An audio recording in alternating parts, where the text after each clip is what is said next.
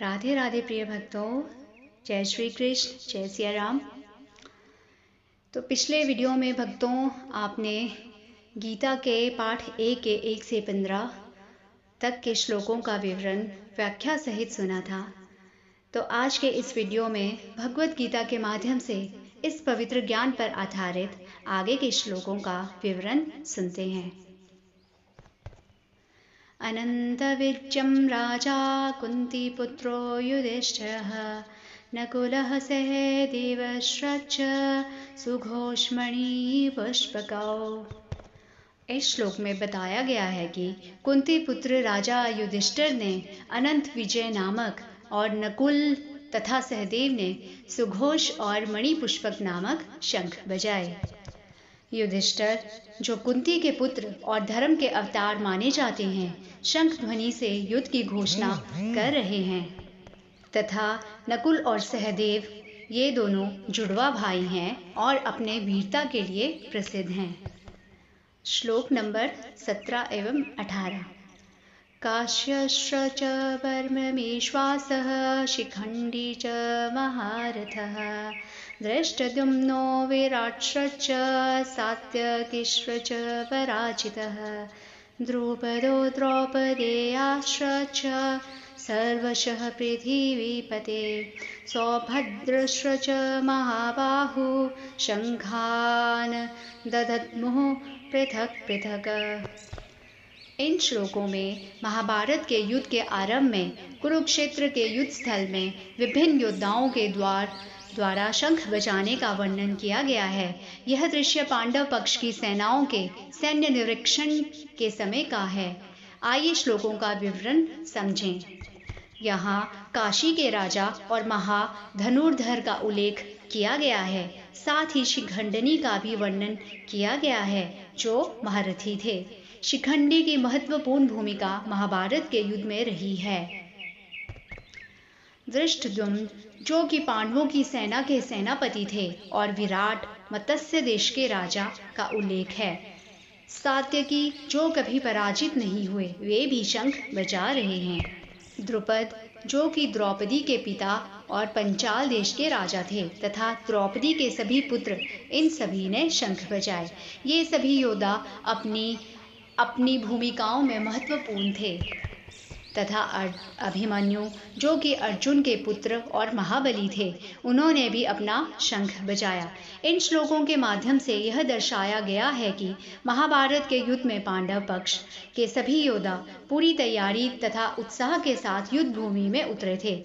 उनके शंख ध्वनि ने युद्ध के आरंभ की घोषणा की और यह भी दर्शाया कि वे धर्म और सत्य की रक्षा के लिए संगठित होकर आए थे। श्लोक नंबर 19। सघोषोधार्तराष्ट्राणां हृदयानि व्यदार्यत नभश्च पृथ्वीं चैव तुमुलो व्यनुनाद्यन। यह श्लोक कुरुक्षेत्र के युद्ध स्थल के माहौल का वर्णन करता है, विशेष रूप से उस समय का जब पांडवों की सेना ने अपने शंखों को बजाना शुरू किया। इस श्लोक में धृतराष्ट्र के पुत्रों अर्थात कौरवों की सेना पर इसका प्रभाव दर्शाया गया है। इस श्लोक में महाभारत के युद्ध का भीषणता का चित्रण है, जहां पांडवों की सेना का शंखनाद इतना प्रबल था कि कौरवों की सेना भयभीत हो गई। शंख की ध्वनि को एक पवित्र और शक्तिशाली ध्वनि माना जाता है और यहाँ यह पांडवों की ताकत और आत्मविश्वास को दर्शाता है, जो युद्ध के प्रारंभ में ही कौरवों पर मानसिक रूप से हावी हो गए थे। श्लोक नंबर 20 और 21। अथ व्यवस्थितान् दृष्ट्वा धार्तराष्ट्रान् कपिध्वजः प्रवृते शस्त्रसम्पाते धनुरुद्यम्य पाण्डवः ऋषिकेशं तदावाक्य मिद्माह महीपते सैन्योरुभयोर्मध्ये रथं स्थापयामि अच्युत। इस श्लोक में अर्जुन का चित्रण किया गया है, जो पांडवों में से एक हैं और जिनके रथ पर कपि अर्थात हनुमान जी का ध्वज लगा हुआ है। कपिध्वज शब्द अर्जुन के रथ को दर्शाता है। जब अर्जुन ने देखा कि दोनों ओर की सेनाएं युद्ध के लिए तैयार हो गई हैं और तीर धनुष का सामना होने वाला है, तो उन्होंने अपने धनुष को उठाया, यह देखकर कि युद्ध शीघ्र ही प्रारंभ होने वाला है। अर्जुन ने ऋषिकेश अर्थात भगवान श्री कृष्ण से बात करने का निर्णय लिया। अर्जुन, जो कि युद्ध की स्थिति का निरीक्षण कर रहे थे, इस समय अपने मन में उठ रहे विचारों और भावनाओं को व्यक्त करने के लिए तैयार थे। यहाँ महीपते शब्द राजा धृतराष्ट्र को संबोधित करता है, जो इस संवाद को सुन रहे हैं। यह श्लोक दर्शाता है कि युद्ध शुरू होने से पहले अर्जुन ने अपने सारथी भगवान श्री कृष्ण को अपने मन की बात कहने के लिए चुना। यह एक महत्वपूर्ण क्षण है, क्योंकि इसके बाद ही गीता का उपदेश प्रारंभ होता है, जो कि अर्जुन के संदेह और द्वंद्व को दूर करने के लिए दिया गया था। अर्जुन की यह मनोदशा गीता के उपदेश के लिए आधार तैयार करती है। इस श्लोक में अर्जुन भगवान कृष्ण से अनुरोध कर रहे हैं कि वे उनके रथ को दोनों सेनाओं के बीच में ले जाएं। अर्जुन युद्ध भूमि में खड़े उन योद्धाओं को देखना चाहते हैं जो उनसे युद्ध करने के लिए तैयार हैं।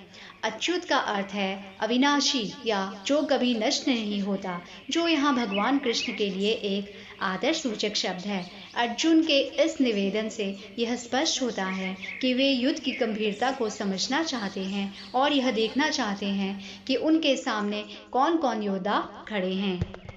श्लोक नंबर 22। यावदेतान निरीक्षे अहम योदधु कामानवस्थितान् कैर्मया सह योद्धव्यमस्मिन् रणसमुद्यमे। अर्जुन अपने रथ को बीच में खड़ा करके यह देखना चाहते हैं कि उनके विरोधी पक्ष में कौन कौन से योद्धा हैं जिनके साथ उन्हें युद्ध करना है। यह अर्जुन को युद्ध की तैयारियों का एक हिस्सा है, जहां वे अपने शत्रुओं की शक्ति और रणनीति को समझने के लिए उनका निरीक्षण करना चाहते हैं। इन दोनों श्लोकों में अर्जुन की युद्ध की तैयारी के प्रति गंभीरता और उनकी रणनीतिक सोच को दर्शाया गया है। वे पहले से ही तैयार हैं और यह सुनिश्चित करना चाहते हैं कि वे किसके खिलाफ लड़ रहे हैं। यह उनका युद्ध के प्रति जागरूकता और नैतिकता को दर्शाता है। श्लोक नंबर 23। यो तस्या मानान वीक्षे अहम यह एते अस्त्र समागतः धार्तराष्ट्रस्य दुर्बुद्धेर् युद्धे प्रिय चिकित्सवः। इस श्लोक में अर्जुन की मानसिक स्थिति का पता चलता है। वे युद्ध में भाग लेने से पहले यह जानना चाहते हैं कि उनके सामने कौन कौन योद्धा खड़े हैं।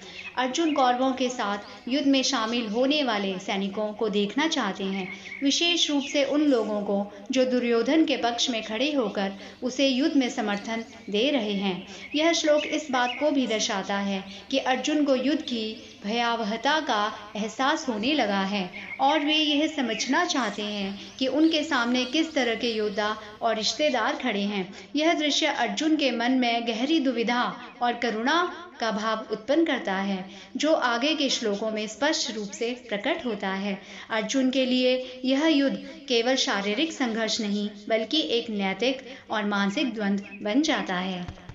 अर्जुन का यह प्रश्न इस बात की ओर भी इशारा करता है कि वे यह देखना चाहते हैं कि कौन कौन से लोग दुर्योधन की राजनीति और नीति के समर्थक हैं, जो अधर्म और अन्याय की राह पर चल रहा है। इस श्लोक के माध्यम से अर्जुन युद्ध के वास्तविक उद्देश्य और प्रभाव पर विचार कर रहे हैं। श्लोक नंबर 24 एवं 25। एवमुक्तो ऋषिकेशो गुडाकेशन भारत सेनयोरुभयोर्मध्ये स्थापयित्वा रथोत्तमम् भीष्मद्रोणप्रमुखतः सर्वेषां च महीक्षिताम् उवाच पार्थ पश्येतान् समवेतान् कुरुनिति। इस श्लोक में संजय ने धृतराष्ट्र को कुरुक्षेत्र के युद्ध स्थल की स्थिति की जानकारी दी है। उन्होंने बताया कि कैसे श्री कृष्ण जो ऋषिकेश नाम से भी प्रसिद्ध हैं और अर्जुन जिनके गुड़ाकेश नाम से संदर्भित किया गया है, ने युद्ध के मैदान में रथ को दोनों सेनाओं के बीच में स्थित किया। इसका अर्थ है कि श्री कृष्ण ने अर्जुन के अनुरोध पर उनके रथ को दोनों पक्षों के मध्य में खड़ा किया ताकि अर्जुन युद्ध की स्थिति को ठीक से देख सके। यहाँ रथोत्तम का तात्पर्य उस रथ से है जो श्रेष्ठ और शानदार है, और सैन्योरुभयोर मध्य का मतलब है कि यह रथ दोनों सेनाओं के बीच में रखा गया था। इस प्रकार इस श्लोक के माध्यम से यह दर्शाया गया है कि युद्ध की स्थिति को समझने और रणनीति बनाने के लिए रथ को एक उपयुक्त स्थान पर रखा गया। इस श्लोक में भगवान श्री कृष्ण अर्जुन से कह रहे हैं कि वे युद्ध भूमि पर मौजूद सभी योद्धाओं को देखें जो भीष्म और द्रोणाचार्य जैसे प्रमुख योद्धाओं द्वारा नेतृत्व किए जा रहे हैं। यहाँ भगवान श्री कृष्ण अर्जुन को युद्ध की तैयारी और सेना की ताकत को दिखाने के लिए कह रहे हैं। श्लोक नंबर 26। तत्रापश्यत स्थितान् पार्थः पितॄनथ पितामहान् आचार्यान् मातुलान् भ्रातॄन् पुत्रान् पौत्रान् सखींस्तथा श्रवशूरान् सुहृद्श्च चैव सेनयोरुभयोरपि। इस श्लोक में अर्जुन कुरुक्षेत्र के युद्ध स्थल पर सैन्य निरीक्षण करते हुए उन सभी परिजनों और मित्रों को देखते हैं जो दोनों पक्षों की सेनाओं में शामिल हैं।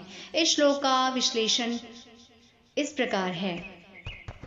अर्जुन ने देखा कि युद्ध क्षेत्र में कितने लोग खड़े हैं, यानी उसने अपनी दृष्टि से निरीक्षण किया। उसने अपने पिताओं और दादा पिताओं को देखा। यह दर्शाता है कि अर्जुन के उन बुजुर्गों को देखा जो उसके परिजनों में महत्वपूर्ण स्थान रखते हैं। अर्जुन ने अपने आचार्यों, मामा, भाइयों, बेटों, पोतों और दोस्तों को भी देखा। यह इस बात को उजागर करता है कि युद्ध क्षेत्र में सभी रिश्तेदार और मित्र शामिल थे जो अर्जुन के व्यक्तिगत जीवन से जुड़े थे। अर्जुन ने अपने ससुराल वालों और मित्रों को भी देखा। इसका मतलब यह है कि युद्ध में उसके साथ युद्धरत लोग उसके पारिवारिक और सामाजिक दायरे से जुड़े हुए थे। यह सब कुछ अर्जुन ने दोनों सेनाओं की ओर से देखा, यानी वह दोनों पक्षों की सेनाओं को ध्यानपूर्वक देख रहे थे। इस श्लोक के माध्यम से यह व्यक्त किया गया है कि अर्जुन युद्ध क्षेत्र में अपने सभी परिचितों, रिश्तेदारों तथा मित्रों को देखकर चिंतित और उदास हो गए। इस दृश्य से उन्हें बहुत गहरी मानसिक और भावनात्मक स्थिति में डाल दिया, उनकी मन स्थिति को प्रभावित किया। श्लोक नंबर 27। तान् समीक्ष्य स कौन्तेय सर्वान् बन्धून् वस्थितान् कृपया पर्यावेष्टो विषीदत्रेदं ब्रवीत्। इस श्लोक में अर्जुन, जो कि कौन्तेय के नाम से भी जाने जाते थे, कुरुक्षेत्र के युद्ध स्थल में सैन्य निरीक्षण करने के बाद अपने रिश्तेदारों, दोस्तों और अन्य परिचितों को देखते हैं। उनके सामने सभी अपने अपने स्थानों पर स्थित हैं। अर्जुन इन सभी को देखकर अत्यंत दीनहीन और दुखी हो जाते हैं। उनकी आंखों आंसुओं से भर जाती है और वह करुणा में डूब जाते हैं। यह देखकर वह बहुत ही विषादित और हृदय से पीड़ित महसूस करते हैं और अपनी स्थिति को लेकर अत्यंत चिंतित होकर अपने विचार प्रकट करते हैं। श्लोक नंबर 28 एवं 29। दृष्टेवं स्वजनं कृष्ण युयुत्सुं समुपस्थितं सीदन्तिमं गात्राणि मुखं च परिशुष्यति वेपथुश्र च शरीरे मे रोम हर्षश्रय जायते। इस श्लोक में अर्जुन अपने गहरे शोक और चिंता को व्यक्त कर रहे हैं।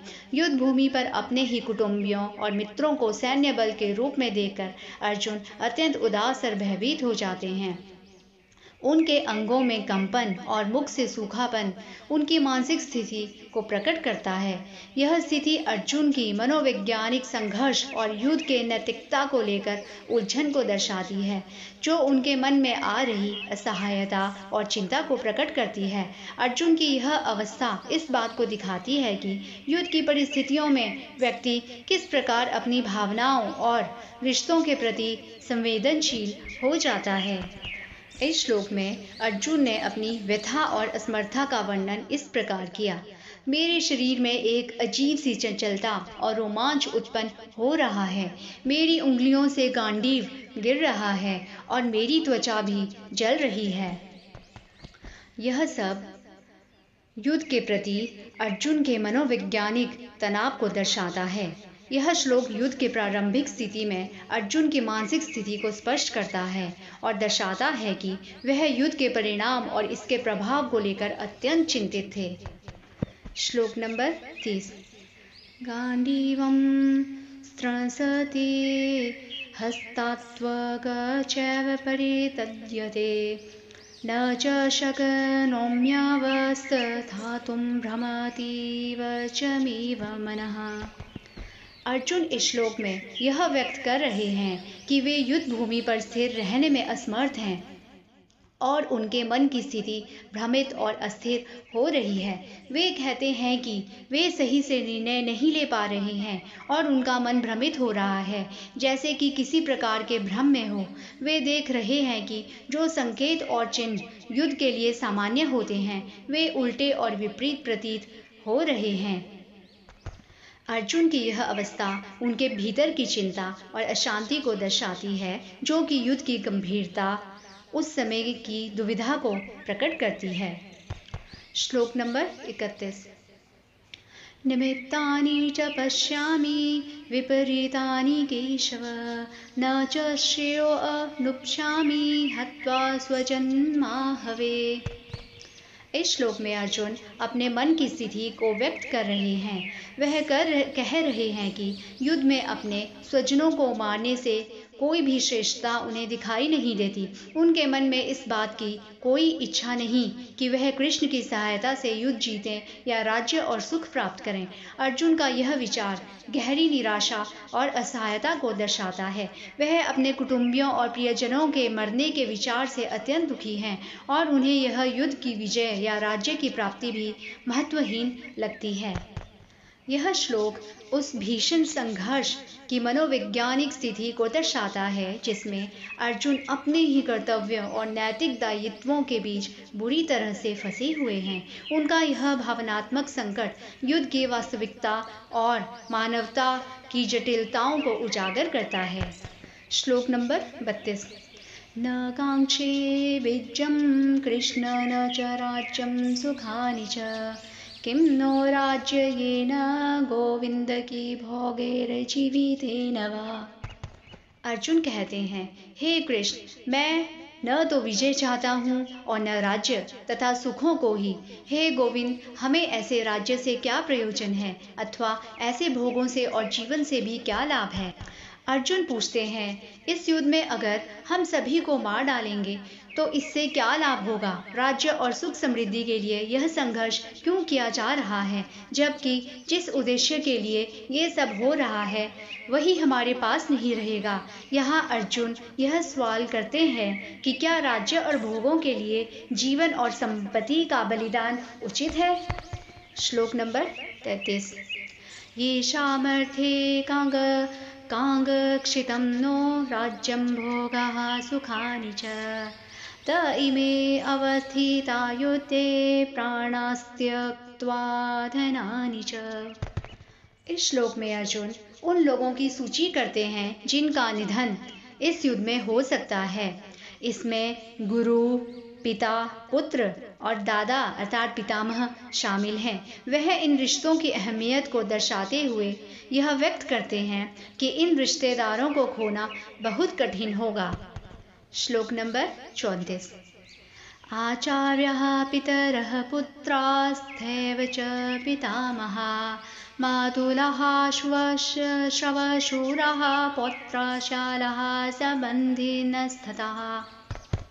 अर्जुन कहते हैं कि वह अपने संबंधियों की हत्या नहीं करना चाहते, भले ही ये युद्ध धर्म के लिए हो।